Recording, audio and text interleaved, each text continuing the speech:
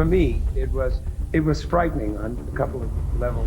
Sammy Davis Jr. was a Hollywood icon and a Rat Pack superstar, but even legends have secrets. Under a fake name, he quietly paid cash every month for a storage unit in Burbank. No paperwork, no questions. When you're a performer, you deal in such intangibles. For more than 30 years after his death, it sat unopened, but when it was finally unlocked, investigators didn't just find old memorabilia. They uncovered letters questioning his mother's identity, private recordings that could have ended careers, shocking ties to the Church of Satan, and documents revealing what really happened with Kim Novak. A carefully crafted narrative. For most of his life, Sammy told a very specific story about who he was and where he came from. It wasn't dramatic and didn't feel like a lie either. It was more like a version of the truth that he felt safest living inside. But when a storage unit was found, it changed everything fans thought they knew. General knowledge of Sammy is that he was born in Harlem, surrounded by creatives. His father, Sammy Davis Sr., was already a known entertainer. His mother, Elvira Sanchez, was a gifted dancer too. That part of the story was very true. However, there was a lie most wouldn't have suspected, and it lay in the way Davis described his mother's roots. Whenever questions about it came up, he said she was Puerto Rican and was born in San Juan. It was a detail he held on to for decades, long after fame had found him. Later, when biographers started digging, a different picture emerged. His mother wasn't born in Puerto Rico and had no ties there. She was born in New York to Afro-Cuban parents. According to those closest to the truth, Davis worried that openly identifying as Cuban, especially in an industry driven by public comfort and record sales, might work against him. So he adjusted the story. Not to deceive exactly, but to smooth the edges of how the world saw him. But Sammy was hiding a lot more than just his mother's heritage. There were other secrets too, things he kept tucked away, literally boxed up far from the public eye. But before getting into the shocking things that were hidden there, it helps to understand why Sammy had always felt the need to keep so much of himself out of sight in the first place. That instinct to change a narrative started early. His parents were vaudeville dancers, always on the move, always performing. Unfortunately, his parents didn't stay together for long after he was born. They separated when Sammy was just 3. And due to the fear of losing him in a custody battle, his father decided to take him on the road, raising him backstage and under bright lights. That was when it all began. There wasn't much room for childhood as most people knew it. Instead, there were constant rehearsals, routines, and a boy expected to grow mentally beyond his years. By the time he could properly dance, he was already part of the act, standing beside his father and godfather, Will Maston. Together they became the Will Maston Trio, loved by all while they were on stage entertaining people. What Sammy didn't experience was the disdain and harsh stereotypes his father and godfather had to endure just for being black. For years, they around him protected him from the harsh realities of the entertainment world.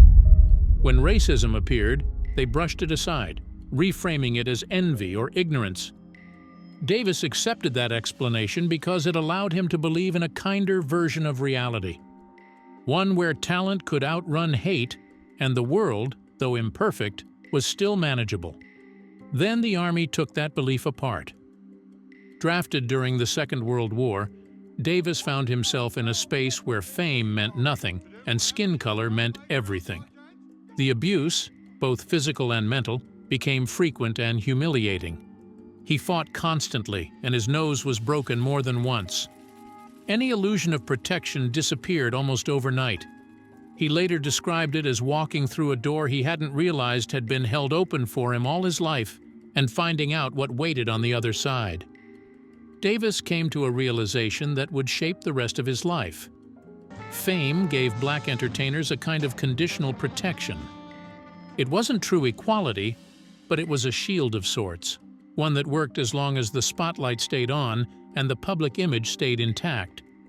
As a celebrated performer, he could move through spaces that were closed to most black Americans, speak to powerful people, and be treated with a level of respect that wasn't freely given to others who looked like him. But that protection came with rules.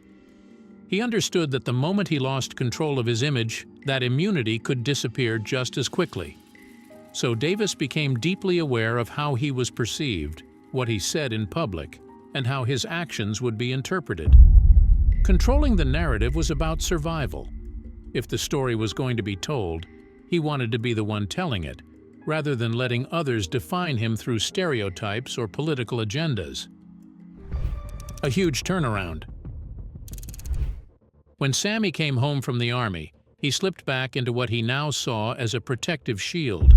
The family dance act, performing in clubs around Portland, Oregon. On the surface, it looked like a simple continuation. But even then, he was already experimenting with how much of himself the public would actually see. In 1949, when he recorded blues songs for Capitol Records, he didn't use his real name. He hid behind pseudonyms like Shorty Muggins and Charlie Green, as if testing the waters without fully stepping in. It was another quiet adjustment, another way to keep control. Things began to change in 1951 at Ciro's. The Will Maston Trio was booked for just 20 minutes, an opening act meant to warm up the room. Instead, the crowd, packed with celebrities, wouldn't let them leave. Davis's unique dancing skills and composure kept the crowd captivated. The set stretched to nearly an hour, and the headliner insisted that the order of the show be reversed. That night made something clear. Davis was no longer just part of the act. People were watching for him. Opportunities followed, but they came with limits. In 1953, ABC offered Davis his own television show, 3 for the Road. The pilot was expensive and deliberately avoided the caricatures black performers were usually boxed into. The cast was accomplished and intentional, but no sponsor would touch it. The show quietly disappeared, not because it failed, but because it made people uncomfortable. The message was clear, even if no one said it out loud. Black success was only accepted as long as it stayed comfortable and familiar. So Davis kept moving. He sang title songs for films. He starred on Broadway. Critics didn't always approve, but audiences showed up. Success became something he built piece by piece, never fully trusting it to stay. By the late 1950s, he found himself inside a new circle, the Rat Pack. Standing next to Frank Sinatra, Dean Martin, and the rest, Davis appeared to have crossed into an inner sanctum of American fame. Yet beneath that image was a man still navigating spaces not designed for him. Nowhere was that clearer than in Las Vegas. Davis could headline the biggest stages, but he couldn't stay in the hotels. He performed, then waited outside by the pool. He entertained crowds he wasn't allowed to dine beside. Eventually, he refused to play venues that enforced those rules. But the contradiction lingered. Canada had fewer stereotypes. His TV special aired there first, a breakthrough that proved how tightly controlled U.S. television really was. And still, Davis didn't slow down. He worked constantly, stage at night, television during the day, and recording sessions squeezed in between. He knew the cost. He felt it. But stopping felt more dangerous than exhaustion. By the time he shared a kiss with Nancy Sinatra on national television in 1967, it looked like progress. And it was. But it was also the result of years of careful positioning, knowing when to push, when to soften, and when to let the moment speak for itself. Davis wasn't just performing for audiences. He was also carefully managing how history would remember him. By the late 1960s, Davis understood exactly what he was doing. He had learned which parts of himself could be shown and which had to be edited out. He knew how to tell a story that felt true enough to believe, even when it wasn't complete. The peak of it all.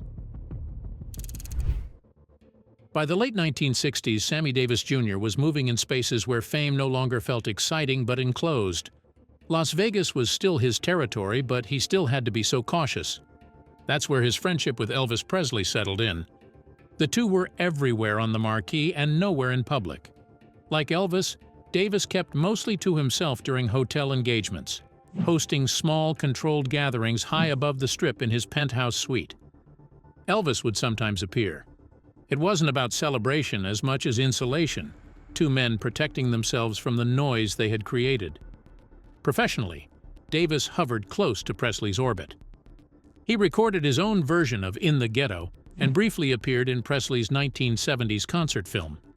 A year later, he filmed a cameo for Diamonds Are Forever, only to have it quietly removed. The pattern was becoming familiar: presence without permanence, visibility without footing.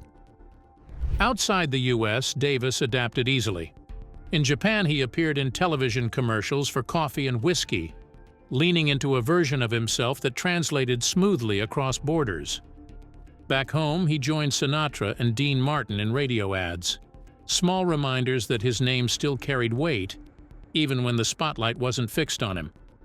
Las Vegas audiences still loved him, but the music industry was shifting.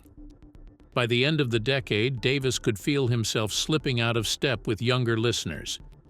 I've Gotta Be Me became a modest hit in 1969, its message landing harder than intended.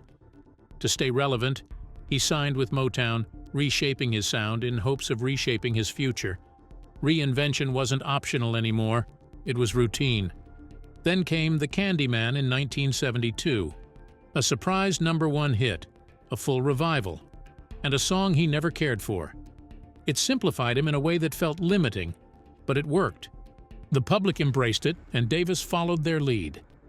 He had learned by then that liking something mattered far less than letting it carry you. The years that followed were uneven. He hosted a star-packed telethon in 1973 that failed financially, despite the spectacle. He appeared on game shows, openly enjoying them, comfortable being part of something light and familiar. It wasn't dominance, but it was presence. By the 1980s, Davis found refuge in television. He slipped into soap operas not as a legend, but as a participant, even a fan. He seemed genuinely delighted by worlds where he didn't have to lead, only belong. Fame became quieter, more controlled and more personal. Plans for one last grand tour with Sinatra and Dean Martin felt symbolic, an attempt to freeze an era in place. When Martin dropped out and Liza Minnelli stepped in, the image adjusted. It always did. But during the tour, reality finally interrupted. In 1989, Davis was diagnosed with throat cancer. Treatment took his voice away, the very instrument he had relied on to shape every version of himself. But that didn't stop him from airing his opinions, loud and clear. A balanced act. When it came to politics, Sammy Davis Jr. appeared unusually transparent. He spoke openly about his loyalties, showed up in public, and attached his name to causes in ways most entertainers avoided. To the outside world, it looked like honesty, like a man with nothing to hide. Early on, Davis aligned himself with the Democratic Party, supporting John F. Kennedy in 1960 and Robert Kennedy 8 years later. Those choices made sense and fit neatly into the expectations people already had of him. But then the story shifted. Davis formed a close relationship with Richard Nixon, a Republican and an unlikely ally, and didn't keep it quiet. He stood on the floor of the 1972 Republican National Convention and endorsed him publicly, fully aware of the backlash it would bring. The reaction was immediate and intense, and in a way that was the point. Behind that openness was something more deliberate. At Nixon's request, Davis traveled to South Vietnam during the war, officially to observe drug rehabilitation programs and to entertain the troops. He went as a representative of the President's Drug Abuse Prevention Office, performed marathon shows for thousands of soldiers, and spoke warmly about the experience afterward. The narrative was clean and visible: patriot, entertainer, bridge builder. In 1973, Nixon invited Sammy Davis Jr. and his wife, Altavise, to spend the night at the White House, making them the first African Americans to do so. The moment was powerful, historic, and heavily publicized. Sammy knew exactly what it meant to be seen there and how much weight that image carried. But the excitement didn't last. Years later, he admitted he regretted supporting Nixon, realizing the symbolism came with consequences he hadn't fully anticipated. He also accused him of making promises on civil rights that were never kept. But by then, the story had already done its work. When Davis appeared at the 1972 Black Exposition in Chicago, he didn't retreat from the criticism. He acknowledged it, defended his right to political independence, and reminded the audience that his identity wasn't up for debate. Then he sang, "I've Gotta Be Me." It felt personal, even vulnerable, like an open book. But that was the balance Davis had learned to keep. It was often safer to let people argue about his politics than to let them look too closely at him. Political controversy gave the public something loud and visible to focus on, something that felt revealing while quietly diverting attention from the parts of his life he preferred to keep untouched. Years later, when he supported Jesse Jackson's presidential campaign, it looked like a full-circle moment. But even then, the pattern held. Davis understood that transparency didn't require full exposure, only a convincing performance of it. By offering the world his opinions, he kept his inner life just out of reach, ensuring that what people thought they knew about him never quite matched everything he had carefully chosen not to show. Even as he navigated the spotlight with carefully measured openness, life had a way of forcing the truth into view. Moments came unbidden beyond his control, reminding him that some events couldn't be curated or performed. One such moment arrived on a quiet highway late at night and left its mark in ways no carefully chosen story ever could. It happened on a familiar stretch of road between Las Vegas and Los Angeles, the kind of drive Davis had made countless times without thinking. One wrong move at a fork in Route 66, a car reversing where it shouldn't have been, and suddenly everything stopped. Sammy Davis Jr. almost died that night in November 1956. When the cars collided, his face struck the horn button of his Cadillac hard enough to destroy his left eye. The damage was permanent.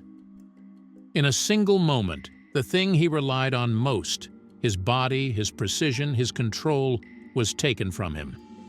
Afterward, people focused on the spectacle, the eye patch. For months, he wore the patch in public, on album covers and on television, turning injury into image. Later came the glass eye, and with it a return to normalcy, or at least the appearance of it. What the public saw was resilience. What they didn't see was how carefully Davis decided what parts of the experience to let out. Around the same time, another story began to attach itself to the accident. Davis had been carrying a mezuzah, a gift from comedian Eddie Cantor, worn around his neck for luck. He had forgotten it that night. The detail lingered, almost too perfectly. Davis didn't dismiss it. He let it stand, knowing how much people needed meaning when faced with randomness. The story gave the accident shape, and maybe gave him something solid to hold on to, too. While he recovered, Cantor spoke to him about Jewish history and about parallels between Jewish and Black experiences, and Davis listened. Born to a Catholic mother and a Baptist father, raised Catholic, he didn't rush to explain what any of it meant. He studied quietly, letting the narrative form over time. When he later converted to Judaism, it felt to the public like a spiritual awakening sparked by tragedy. That version made sense. It was clean and understandable. What mattered just as much was what the accident did for his career.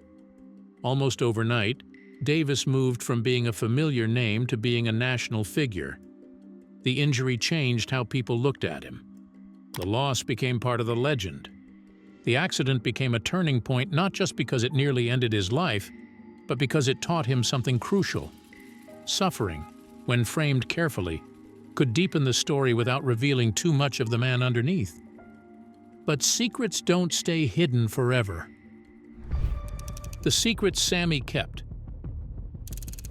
Sammy Davis Jr.'s personal life was complicated, but he knew how to make it look simple.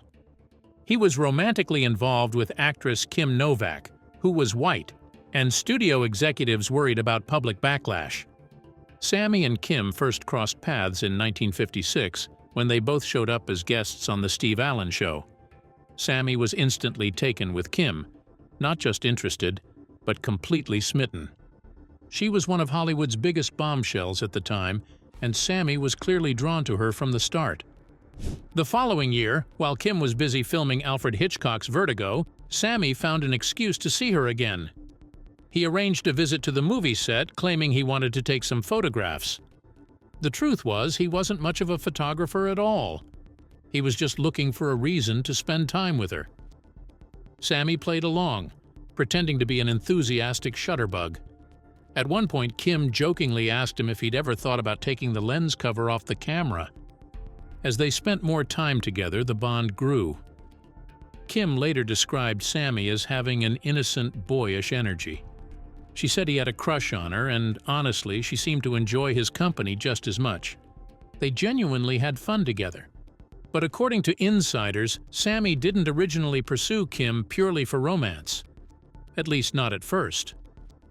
During that period, Sammy was dealing with constant racism and outright cruelty in both his personal and professional life. At some point, he'd had enough. He later admitted that part of his motivation was defiance. He wanted to shock people, especially racists.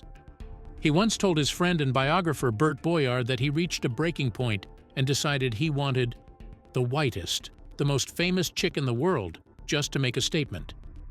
It started as a rebellion, but somewhere along the way, it became real. By late 1957, things had clearly gotten serious. The two reunited at a charity ball in California the night before Thanksgiving.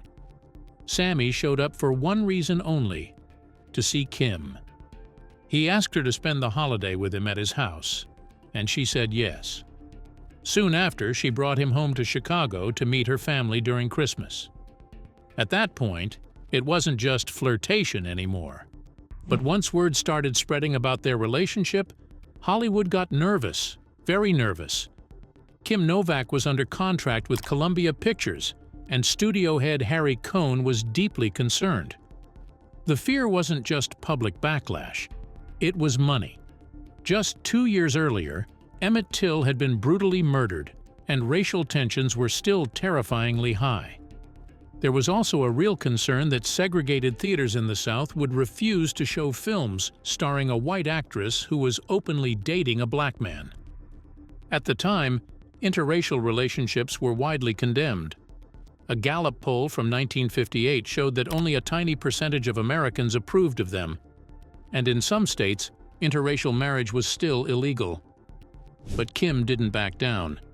She later said that being told not to see Sammy made her want to see him more. To her, it wasn't anyone else's business. Sammy felt the same way.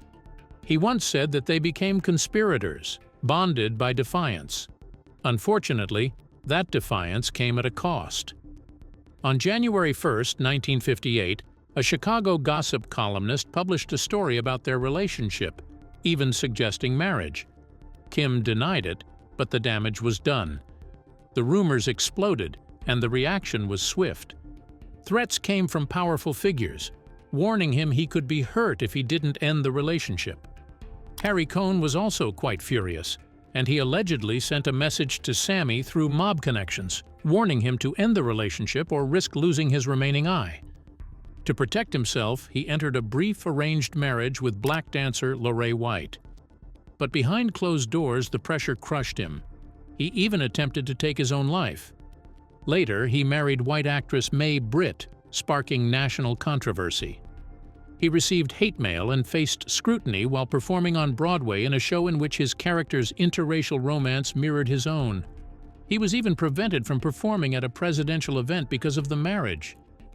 Yet Davis kept up appearances, continuing to perform, and making the world see a version of himself that looked stable and composed. His marriage to Altovise Gore followed, and while they stayed together until his death, his life outside the home remained as private as ever. Beyond the familiar image of the devoted husband and legendary performer, Davis continued to guard a deeply private inner world, one that only surfaced in fragments and fleeting glimpses. Those glimpses hinted at a man far more curious and unconventional than audiences realized. His private interests were sometimes visible but rarely understood. He openly embraced hobbies like photography and fast-draw shooting. Yet other pursuits remained largely hidden from public view. Among them were his ties to Anton LaVey and the Church of Satan. For years, he had a real, documented relationship with Anton Sandor LaVey, who was the founder of the Church of Satan, and he didn't hide it. Sammy talked openly about it in his autobiography and TV interviews, but he always made one thing clear. It was more about curiosity than worship. Sammy confessed that his interest came from a fascination with the unexplained, not a desire to practice dark rituals. That curiosity started in the late 1960s, when his barber, Jay Sebring, who happened to be involved with the church, introduced him to Anton and the occult scene. Through that connection, Sammy visited the church's infamous headquarters, the Black House, and attended at least one ceremony there. In his own words, he later described it as chaotic, drug-fueled, and unsettling, hardly something he was eager to repeat. Despite that, his friendship with LaVey stuck. The two remained close for years, and Sammy was eventually given the tongue-in-cheek title of Honorary Warlock, and even went further to prove his devotion to the religion by keeping a Baphomet symbol in his home. It sounded shocking, and it definitely fed the headlines, but Sammy insisted it was more symbolic than spiritual. He even addressed the rumors directly on shows like Donahue, explaining that his famous red-painted fingernail, often pointed to as proof of satanic ties, was tied to occult symbolism, not devotion. At the same time, he emphasized that he was still a practicing Jew and never performed rituals or joined the church in any official sense. But the problem was that he never knew when to stop and struggled with boundaries. His health struggles followed the same pattern. He drank heavily, smoked up to 4 packs of cigarettes a day, and experimented with drugs, yet publicly sponsored the National Liver Institute. After he was diagnosed with throat cancer, he refused surgery that would save his life at the cost of his voice, framing it as a choice for art. His decision soon caught up with him. The Day of Reckoning. In May 1990, Sammy Davis Jr. passed away from throat cancer, leaving behind not only a celebrated legacy but also millions of dollars in debts to the IRS. With interest and penalties, the lien on his estate had grown to roughly $5.7 million. His 11,000-square-foot Beverly Hills mansion was scheduled for sale for just over $2.7 million. But with nearly $2.2 million in mortgages on the property, there was little left to reduce the estate's outstanding tax burden. Following Davis's death, the process of settling his estate began. On September 22, 1991, a court-ordered auction at Butterfield & Butterfield in Los Angeles offered more than 500 of Davis's personal belongings, drawing a crowd of about 800 people. The auction brought in $439,000, which went toward back taxes and other debts. Among the highlights were a pair of Davis's tap shoes that sold for $11,000 and a collection of 10 canes that fetched $7,150. Despite the high-profile sale, it would later become clear that not all of Davis's possessions had been accounted for publicly. Just 2 weeks after the auction, on October 8, 1991, an 18 by 22-foot storage locker in Burbank, California, was rented under unusual circumstances. The renter used the stolen identification of a 28-year-old Hollywood man named Matthias Horancik, whose driver's license had recently been compromised. When Matthias received a $365 bill for a storage unit he never rented, he contacted the facility manager, who quickly alerted authorities. Police initially feared the locker might contain illegal drugs or hazardous materials, given the suspicious use of stolen identification. When authorities finally searched the unit later that year, they discovered an incredible collection of Sammy Davis Jr.'s belongings that had not been included in the public estate process. The locker contained musical memorabilia, including Davis's trumpet, as well as an antique record player and a jukebox filled with records, including his hit song, The Candyman.